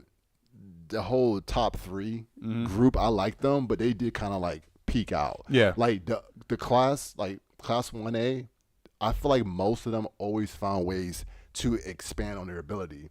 Uravity, she was able to expand out where she don't got to touch you no more. She just made everybody go up.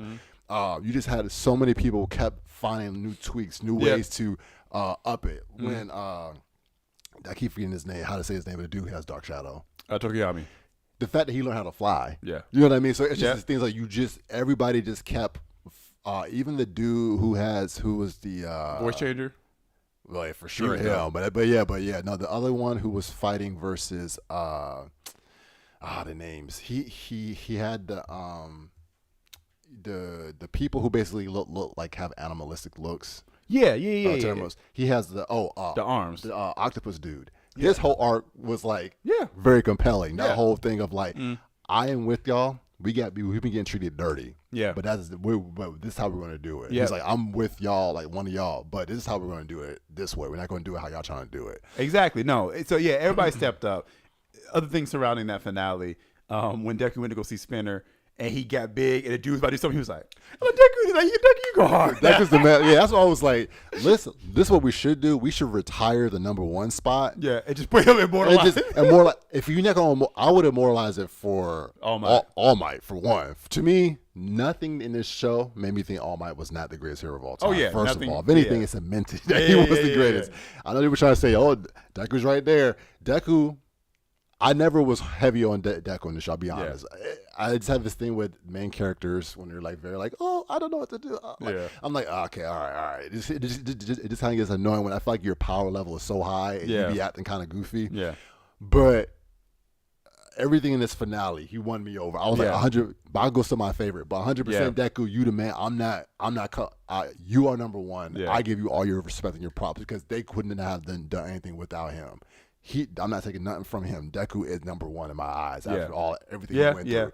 And the fact that everybody was when I realized that the writers basically unlocked him because when he left when he went out the first time after everything went down with that first fight with Shigaraki and he just left the school. Yeah. And he was just handling stuff. Yeah. I was like, oh, so he could have been done this. He just decided now it's time. I'm just going to go ahead and just be unleashed now. Yeah. But he basically surpassed all the adults, all the teachers. Nobody could. He was on a whole tier by himself as a student. It was like All Might tier, Deku tier, and now Deku. I wish we could have seen him find somebody besides Shigaraki. It was just the weirdest matchup to where it's like we can never see. I mean, the fact that he didn't die immediately it should be it. So I guess he did surpass All Might, but we just never really got to see him in action doing a whole lot of stuff. So you got All Might tier, you got Deku tier, and then everybody else. Yeah. Mad props to Endeavor for successfully killing All For One, even though All For One had a hack's ability to get back. But, Endeavor, Endeavor I give respect to because he did his thing. Lost that arm and just went in. I had a lot of stuff he got to pay for. His family situation's jacked up. His name got tarnished, all the stuff like that. His reputation got ruined, but he was fighting All For One. So I mean, he stood in that number 1 spot like he was supposed to stand in at the time. He did his job. And Bakugo just exceeded all expectations and just went in. And Bakugo's to man. me is better than Endeavor. Yeah. At that point. So that's what I'm saying. If you're just gonna, if society is just not going to decide, we're going to hold this against you. There are no threats. Yeah. And so we have thanks to beating Shigaraki, thanks to what Deku and Bakugo did, we now can live in a world, it's like the Boruto generation, like everything's fine. We don't have to value strength like that anymore. We don't need a symbol of peace like that. Everyone can do it. And so in a world, we can say, okay, you're not the number 1 hero, because it was clear to me after he single-handedly by him, you got to understand what was happening. Everybody was trying to stop All For One. He was running through everybody. Yeah. Like, let's not forget what was happening here. All Might held it down for the 5 minutes that he could. And he was going to blow himself up. He went in. What do you call it? The Iron. The Iron Might. Iron All Might. So like he went in, but then Bakugo, 16-year-old kid, however old he is, half dead, heart literally sewn together, in pain every time he breathes. Yeah. Goes in and demolishes All For One. All For One wasn't weaker at that point. If anything, he was stronger because he was younger. Getting younger, He wasn't weaker. He was running out of time, but he wasn't weaker. Yeah. And Bakugo just blitzed this man, destroyed this man. With that Bakugo, one quirk. At that moment, He said, all I need is one quirk. exactly. He's the strongest hero. Yeah. You got Deku, you got Bakugo. So I'm sorry, like Shoto didn't do anything to make me think. Now maybe Shoto's upgrade some more, but Bakugo is the number one hero in strength. Like that's it. I do like Shoto's outfit. Because he was playing it. Oh, what the wait. Well, What did he, it was still blue, but he had like the little like it was kind of like Endeavor's. I gotta look at it when again. Endeavor's costume is like off. It's like you see the fire kind of running through yeah, whatever. yeah. But his was kind of like ice, and it was at the top or whatever. Like it was blue, and I was like, okay, you finally upgraded your drip because you were looking kind of whack, keeping the same blue jumpsuit the entire series. Yeah, that's true. You know, but That's so true. He always had that. But I'm happy for Shoto. I won't take away number 2 spot from him. I'm happy for him. I'm not mad because with Deku not being. He'll eventually be number 1, and that means he does have the balance of being good and friendly. And even though he's got the mark on his face, it's not people hold against him. He's Endeavor's son. Yeah. And they're like, well, he's starting to stand out on his own. And with everything Endeavor went through, like, and not that it should be Endeavor's thing, but that's what Endeavor wanted, someone who could play that role, and Shoto was able to do it. Yeah. And Shoto was able to be happy and be the hero he wants to be on his own terms. Yeah. So good for him. But Bakugo deserves to be number 1. Yeah, 100%. So I was so sorry. It probably was supposed to be like funny. Yeah. I was saucy at that. Yeah. Quick shout out to the old lady who saved that little kid there. Yeah. Because when it came out, I said, well, here we go again. I was like, they always get, I was like, y'all need to get a handle on these crazy parents who got these kids with abilities and just be like dogging them. I'm like, y'all need to, what are we doing? Y'all keep creating these super villains and all they want is love. Yep. This show is so simple in the sense of like, that's all it took. Yep. I just need someone to reach out and help me, and I would have been okay. She was like, let me reach out to this. Like, yeah, because last time she had Shigaraki. She had the flashback. Although I'm like, look, he had a GMO quirk. That lady, if you had to reach out to her, you would have been dead. She would have died. I know we're trying to be like, y'all should be friendlier, but like that dude, if y'all looked at him and were like, maybe I should keep walking, you were right. Yeah, you would have been done. Yeah, 100%. And I guess maybe because all it would have done, there was nothing you were gonna be able to do for him, no way. Yeah, because he all for one had jacked him up too much at that point. Yeah, there's literally someone would have. You had to have grabbed him instantly and like contained him somewhere and try to rehabilitate his brain.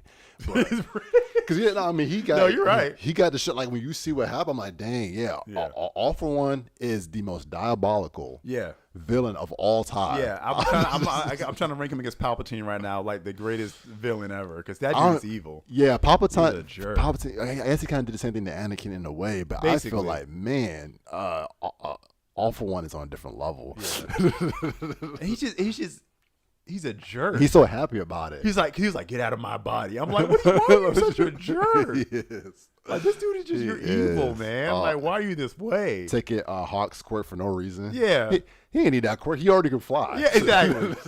He is a jerk. I'm glad Hawks can find peace with his life. He's going to run the commission. Hawks, that was a perfect role for him. Yeah. So I love him in that role. I don't love his move to make the hero to some whatever, change it up. Because it already was like a popular thing anyway, because Hawks is not necessarily the most powerful. But it was based on strength because of All Might.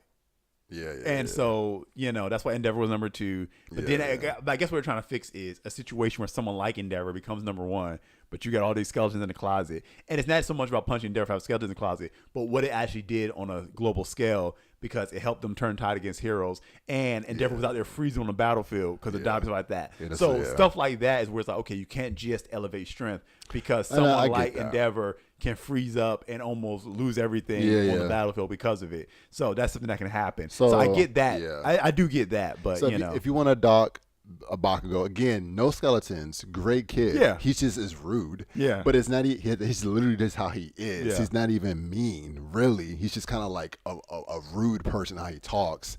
Or I guess you could say he's mean. I don't even say he's mean. But anyways, dock him. Cool. Yeah. Top 3. Exactly. He can. His ability is too. If you having a skill, the ability is too great. If you don't want him to be number 1, fine. He got to be top 3. Yeah. I would have accepted top 3. The fact that he was not in the top 3, I was like, what the heck is going on? His hairstyle was whack. Yeah, he had a weird look. Again, this is not Lemillion hate, because I love him. I was glad he got his powers back, but seeing him in that battle, I was like, dang. I was fine with Deku not have no quirk. Yeah. And then the suit thing was cool. I kind of had said something about that before, but I didn't necessarily see that coming for sure. But I don't know why they made him a teacher. That to me didn't really. I felt what do you like think he would do? He to me could have been on a bigger scale. I felt like they relegated. I'm not trying to minimize the teacher role because Erasure, he basically was so key, him being the instructor and stuff like that. I just feel like he could have had a different role, and I don't feel like he was getting utilized properly because of his mind. Well, All Might was a teacher. He was a teacher at that point, but he became a teacher once Deku went to the school. Well, okay, I feel like he had a vested interest at that point. He did, yeah. And then outside of All Might. Okay, I guess I see what you're saying. That it's really not really because if All Might was a teacher, then Deku could be a teacher too. What would you have Deku do? I feel like Deku would have been better in a strategic role, like for security, for like. There's no threats anymore. Yeah, I guess about like training. I guess I wouldn't. I'm not mad at him being in a role of training students because he's so good because he ran to that one student who had and he was trying to figure out how to use his quirk. So that's to me, I want him in a role though where he's in the field to some degree. Yeah, like he's helping his classmates. We went like. We like maybe Hawks creates a position for him. Oh, where he would be kind of like the role the cop dude had. Yes, kind of like running point on everything. Yeah. I feel like that type of a role for Deku. You put him in front of some computer screens, and he's like, okay, strategy for one. He's a good strategy. I'm still trying to decide if Sue might be a better battle time strategist. I'm not sure. I still want to give it to Deku. He's a quirk like master of breaking down how people can use their quirks. Sue is a clutch beast out in there. like real time. I'm in the middle of it. Let's put this in basketball terms. Deku and Sue. Who are they in basketball terms? Like people or positions? No, people. That's a tricky one because I feel like Sue is like clutch in that. No, she makes plans too because they help. Who put together the plan when the school got attacked? Like the first arc. I feel like it was her. They were both working on it together, but yeah. That's a hard comparison. I would say that they're like point guards in a way. So maybe like a Chris Paul and like a. But someone who's got that. But Sue is just clutch in reaction time too. Like she'll just move. Like Deku's from an emotional standpoint, he'll run and throw himself in danger. But Sue will like make the clutch play. Like she's clutch. She's the most clutch. She's clutch, and this is the strategic right play to make in this moment. Deku, that's what I'm saying is I don't know if in real time strategy, his thing is he will just jump out. I'm trying to think, did he say, hey guys, let's gather up and let's make a plan? I feel like he would do that beforehand. Yeah. Like he'll make the plan before we get into battle. Yeah. But once we're in battle, Deku just let Deku do his thing. But I feel like Sue will real time make adjustments and be like, okay, let me, you know what I mean? Yeah, Sue's a beast. So I feel like he could be that. He could really help. But again, like you said, there's no major threats happening right now. Yeah, because I mean, everybody's got their own agency, so they probably got people like that on their staff if you've got your own agency doing that. So unless he had an agency, he could have made an agency that just kind of does that. That like basically helps heroes perfect their core. Like if he was like a specialist. So you could see a situation where like his whole job is to make the heroes better. Yes. Like making sure nobody ever dies. Nobody ever, you save everyone. And so he assists all agencies by knowing what's going on, tracking everything, and like helping you make the best decisions, utilize your quirk perfectly, grading you on that, all kind of stuff. So I see that would be dope, but I think what they really wanted to do was kind of like let him be to students what All Might was to him, what school was to him, where he can be out there and say, yes, you can be a hero too. Like the kid that he met, so like I can help this next year. And it's like, I guess the best thing someone like him could do, same as All Might coming to teach at school, is make more heroes like you. Yeah. You don't have a quirk anymore, but go and make more heroes like you. Yeah, yeah. You have more Dekus in the world will have better heroes, a new generation of heroes. So rather than just helping the current generation, because they're all bees, they got raised up with you, let them do their thing, but you raise the next generation of heroes so they can go out there and be more Dekus. Yeah. But he is a hero now again, so that's too. The thing. So now you took him away from that. So he still does both. I mean, it'll be like Razorhead's a hero. He was ranked too. But he was still a teacher. So like you could be ranked and you can still do your job. Now, I mean, logistically, I don't know how many you have enough hours in a day to do it. Maybe you go on patrol at night. But he's a beast. And the fact that he got a number 4 that fast, like Deku is a beast. Deku was born to be a hero. Yeah. So did they say that in the show? I don't know if it said there. It's in the manga. He's number. By the time when he came back to being a hero, he became number 4. Okay. Someone else had the spot before, but he became number 4 once he became active as a hero. So like that's Deku. Like Deku's a beast like that. Like he could do that with no quirk. Yeah. He's a beast. Nah, I saw this one video that was talking about. They think that what was it saying? They were talking about how strong he is without his quirk, and they were saying that he's like superhuman strong even without a quirk. And I was like, really? That's because of the suit, I would imagine. But no. But as a kid, they were saying because of the training that he did with All Might. It was like they said All Might is 800 pounds or something. Yeah. He was carrying him on his back. Yeah. So I don't know how much of that is anime. Yeah. But based on what he was saying, he was like, he made another argument that when they were doing their initial training stuff, when he would have their fights, that he only was using a very, very small percentage of his quirk. So it was like, so he really wasn't even, when he was fighting, he really wasn't even using that much of his quirk. So that was all him. I didn't know if I believed that part. I'm like, well, you have a quirk though, so it's probably a power. Well, no, in the early, see, like he could never use his quirk. He always break his body. That was so annoying in the early. But if you think about it, he was just using his raw strength that he got working with All Might training to handle the quirk. So basically, the dude was saying is he's already dumb strong. He's really dumb strong. If somehow his conditioning remains, he can do that. Yeah, I could see that. So I was like, dang. He could take out some low level villains pretty easy. Okay, I can see that. But yeah, My Hero Academia, good show. I enjoyed it. I just wish it was more, but at the same time, I was like, don't let it be no more because we saved the world from evil. You know, and if you don't got no more. Do a show in One America. for all. Let America have some troubles. Like Japan been through enough. They can have spin-off shows. I want to see a prequel series. Actually, for All Might. there's a American Academia Vigilantes. I saw that. I didn't know what. I was like, is it the same? Like slightly. It takes place during the same time frame, I guess. That's what it was. Character crossover. Yeah, I was confused. But they're also using it as an opportunity to show some of the characters like beforehand. I think. Okay. But maybe it's just in the manga version. But apparently, there was something in there where we got to see All Might back in the day. Actually, hold on, this isn't. And you got to see him do some ridiculous stuff. Okay. Well, see, that's what I need more of. Actually, All Might. Let me pull this. See if you can find this because What's I it think called? this would actually just type in go to YouTube, type in All Might Vigilantes, and it should pull it up because I think it's showing him in action. I've not watched the show, but I've been considering it. Because I think it might be our only chance to see Prime All Might. Oh my gosh! There it is. Click that, This one. Let's click that. I pull this up, big or small? I have no idea. Go small. Small one. Yeah. 超巨大ヴィランか頭の根っこ力は非常基礎の超こっちには突然敗退運動に来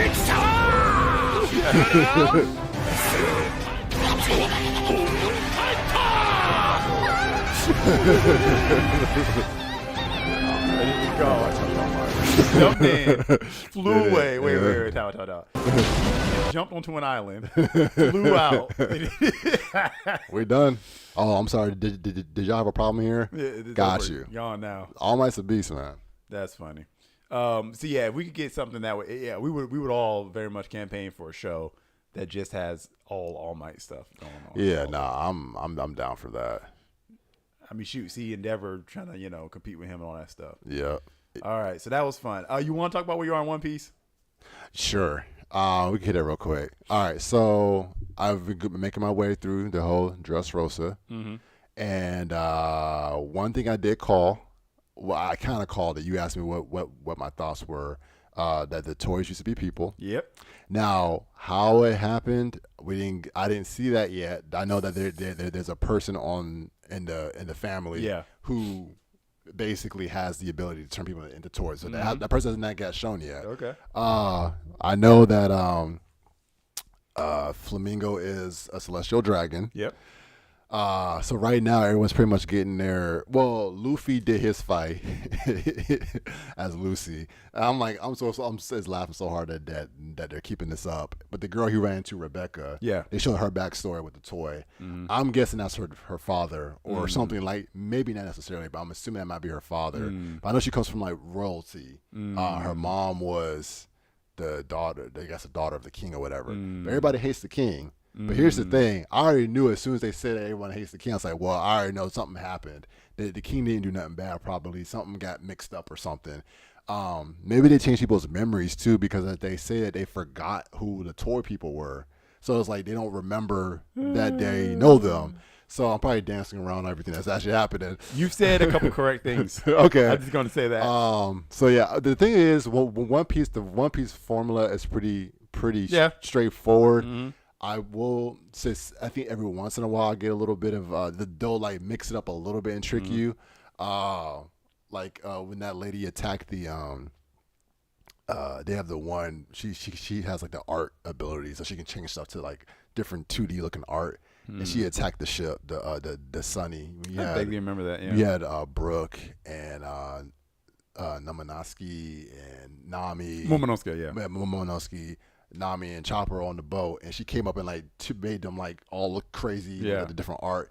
But then Brooke tricked her, and then he did his little slice J. I remember that. Okay. It was like, okay, bro, he had a moment. I had this thing though. I'm getting to the point where I think I'm over Nami and Chopper. I'm about to relegate them to role player status. Yep. If this is like a team, you have this team of all stars and superstar people. Nami and Chopper are falling off hard. Yeah. I'm like, Brooks borderline, but he had that moment. So I'm like, all right, well, you show some like some type of, you can still do something. It's all a matter of competency at this point. Yeah. So it's like the other person who is there purely off of ability, because they be doing some dumb stuff too, but he's so strong he can get away with it, is Sanji. But that was one where it switched because his whole obsession with that girl. Yeah. I was like, here you go. Yeah. It actually worked out in their favor because he said, no, your tears were real. I saw a girl crying you want help. That was actually like a Luffy moment for him. I've never seen Sanji had that dope of a moment where it wasn't like he is who he is, but it was deeper. I was like, okay, Sanji, I see. He was like, I saw your tears. They were real. You want my help. Like, I don't care about what's happening. And she was like, turns out, actually, I do want your help. I don't want to do it. I'm like, okay. I was like, all right. Because I was like, he fell into a trap, so I'm going to have to come and save Sanji. Yeah. But he got himself completely out of that. Zoro. One of the funniest part, this one got me. I did not see it coming in the slightest. And then because everybody's trying to either kill Luffy or chase him, everyone was mad at Luffy.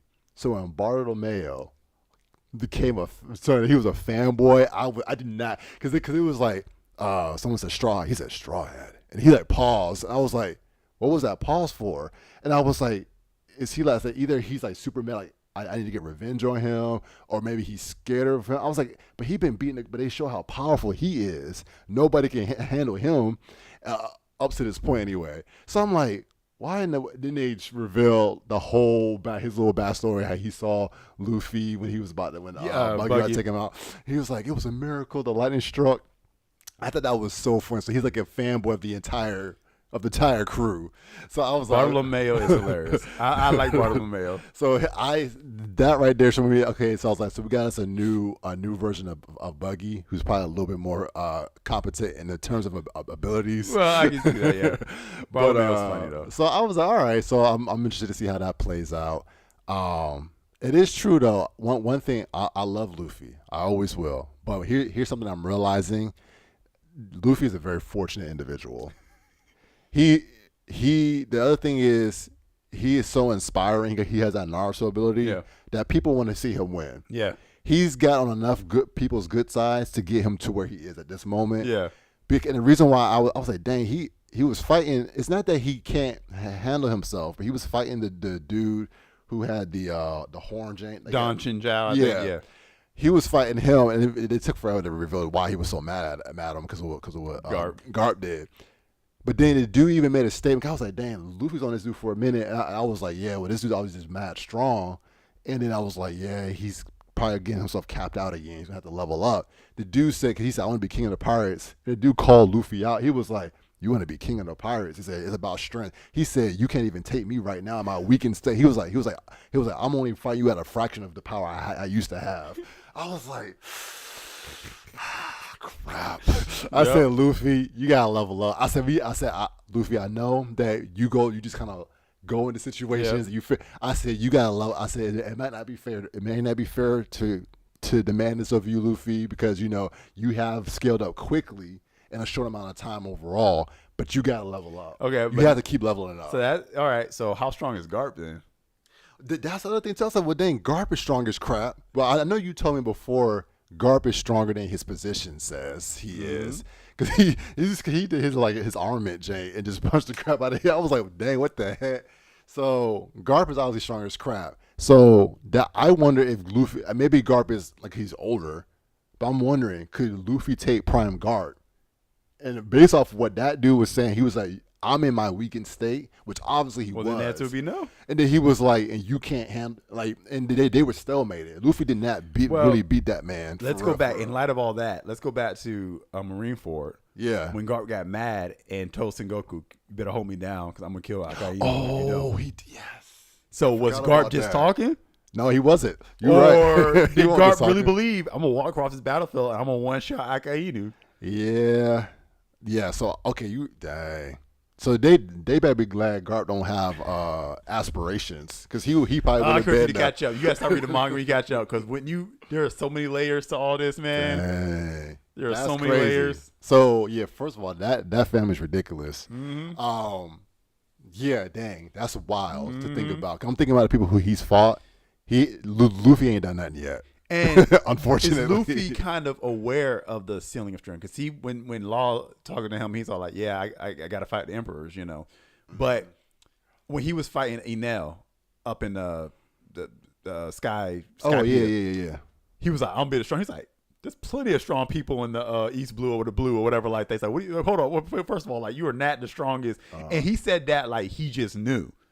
So who Luffy? Luffy said that. So who does Luffy know that's so strong that he's looking at Enel crazy that he would claim to be strongest person in the world? We know Luffy got connections. I mean, he knows Shanks. You know Shanks, Garp's his granddad. He got trained by Garp. So I'm saying, like, does Luffy realize how much harder he has to go? I mean, we know that Marineford taught him there's levels to this. Right. But, like, just the understanding of, I know what it's going to take to be king of the pirates. Yeah. Just based on who my family and friends are. No, I think I'm realizing that, because we have learned, from where I'm at, Luffy knows a lot of stuff you don't know he know. And then people bring it up and like, oh yeah. That's so-and-so. Like, so because he was friends with Shanks, because of who his granddad is, he was friends with the son of the king of the pirates. Yep. Like that was his brother. So I'm saying is he is definitely connected. So he's like one of them people who are like adjacent. Yeah. That's what I'm saying. He is a fortunate individual that he has this dream to have the connections that he had. He seems like he came from nothing. But he did not come from nothing. So he comes off that way because he's not really like showing like he's not like I'm this, I'm that. Yeah. So you're right that he's like a I'm gonna get out the mud type dude. Yeah. He has that type of way about him, and he probably just doesn't care. So I think he's like, this is my goal, this is my dream, and what I'm assuming his thought process is, I'm gonna level up when I need to. Like when I get there and I can't punch it, then I will go to the next level. Yeah. He levels up fast. He does. Yeah, he does. So I for one, he don't take stuff serious until he get mad. That's one thing. So he was fighting in there. He was throwing hands, not even using his. He was trying to not use his devil fruit power. Yeah. He was trying to give away who he was. Yeah. So I was like, that's dope. But when he was fighting that dude, and then they were like stalemated, I was like, dang, that's crazy. Because I'm like, this dude probably is not even the most strongest. I was like, this is just some random dude you ran up on, and so you got them fighting Doflamingo right now is probably the dumbest decision they made, because Doflamingo don't come off like he's necessarily, but just because of knowing he's a celestial dragon, seeing what's going on, I don't know what this art might end up being crazy. Because right now, Law's about to sound he about to get killed. Is he fighting right now? Yeah, he's fighting. Well, he got pinned down by the dude, the dude with the blind marine dude. So he's right now pinned. So he's not really fighting. This arc is about to. Yeah, there's a couple extra turns of what happened. You got some ways to go. And he's a warlord.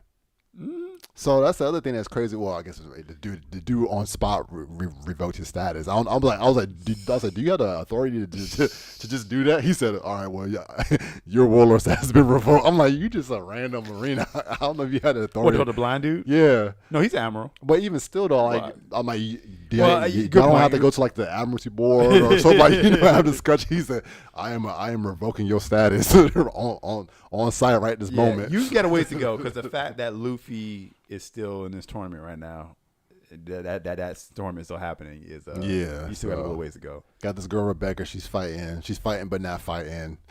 She's doing a little dodge and stuff. So that's interesting to find out. I know it's gonna be all interesting stuff. I'm just waiting for the moment for something random. Now whenever something random happens, I'm waiting for it to be important. Like when they were crossing the bridge and them fish was popping up, I'm like, all right, these fish are gonna be important. I was like, that fish has a backstory. Everything had a back. I was waiting for the bull to have his backstory. He didn't get his. The bull that was in the tournament? Yeah. Oh, I was like, this thing has to have a backstory. I was like, what in the world? Oh, man. No, the tournament's about to get kind of interesting. So the little fairy creature things. I kind of want to give you a spoiler that doesn't tell you what's going to happen, but tell you something that's not going to happen. Oh, just to incite you to be like, what? Yeah. Okay. So what if I told you that Luffy does not get the fruit? Oh, I'm kind of been suspecting that. Okay. So two things. Either he will.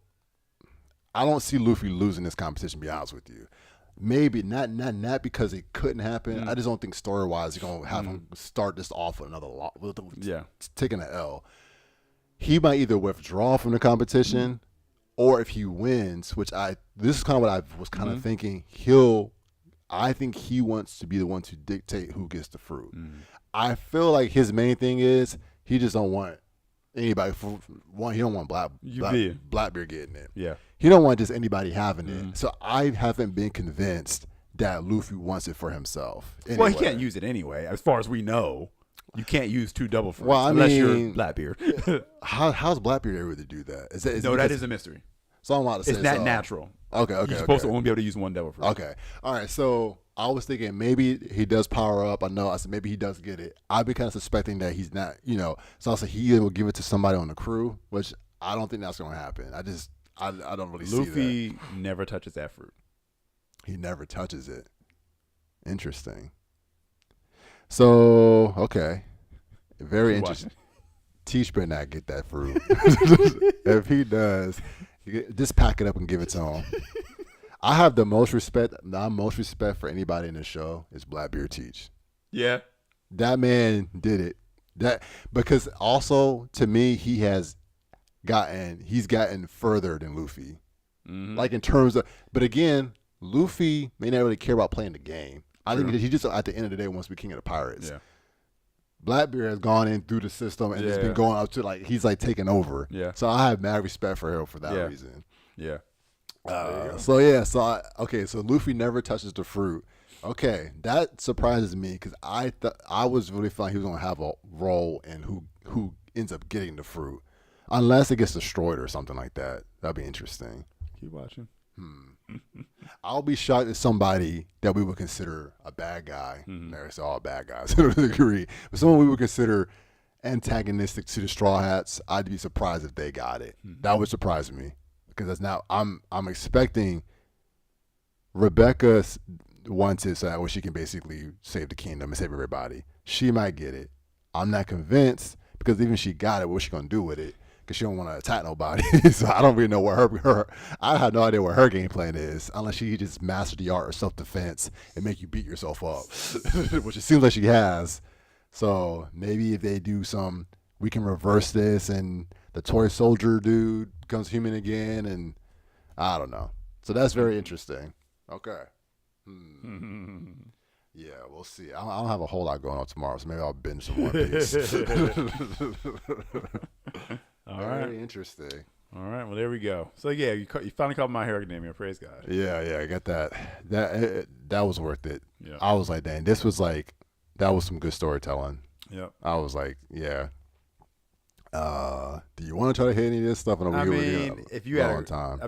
I can't do my none of my theories or rants. I don't have time for that. So I guess maybe we say that for next time. Yeah, we said for next time. We had a great discussion earlier on that we didn't expect to have. Yeah, I know. Yeah. So that turned out to be a good one. So yeah, cool. I guess we can wrap it up here if you that's fine. It's a good place to stop. Yep. All right. Well, thank you guys for being here. As always, thank you for watching. Thank you to our loyal chat members who'll be up in here. If you have, I'm gonna say we don't really have a closeout like that. I'm gonna do a whole thing. We're gonna get this thing more organized one of these days, and the goal is to get more organized with Barn Spills. Oh, for sure, 100%. Appreciate you guys for being here. Thank you guys. Until next time, we'll see you later. See you guys. Peace.